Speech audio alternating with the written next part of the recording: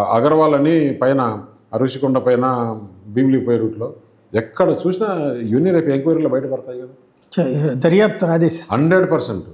ఎందుకని సిబిఐ కానీ ఈడీ కానీ ఇవి లోకల్ ఇష్యూస్లో దాంట్లో కూడా సిబిఐ ఏదైనా ఇప్పుడు దేశానికి సంబంధించిన ఏదైనా ఉంటుంది, కానీ లోకల్లో ల్యాండ్ డిస్ప్యూట్లలో పోయి సిబిఐ అంటే ఇప్పుడు గవర్నమెంట్ బెంగాల్లో కేరళలో అట్లాగే జరుగుతున్నాయి కదా. లేదు అక్కడ అది వేరండి. ఇప్పుడు మినిస్టర్ దగ్గర 300 కోట్లు క్యాష్ దొరికితే ఇంక సిబిఐ మినిస్టర్ దగ్గర దొరికితే ఇక్కడ అంతకంటే ఎక్కువ కదా, ఇక్కడ లక్షల కోట్లు కదా. వాళ్ళకు కూడా రావాలి కదా. ఇక్కడ కొంచెం వీళ్ళు మన వాళ్ళు కొంచెం తెలివైన వాళ్ళు కదా, ఈ రెడ్ల బ్యాచ్ ఎక్కడ దాచిపెట్టేది, ఏం చేసేది, వాళ్ళు ఎట్లా చేయాలనేది, ఎక్కడ చేయాలనేది అప్పుడు టైం వచ్చినప్పుడు అన్నీ దొరుకుతారు. నేను ఒకటే చెప్తున్నా, వీళ్ళు ఎంత జాగ్రత్తలు పెట్టుకున్నా కానీ అవన్నీ తీసుకొచ్చి ఎవరిది వాళ్ళకి పంచడమే తప్పితే అయినా కూడా ఏంటి దానికి ఒక లిమిట్ ఉండాలి.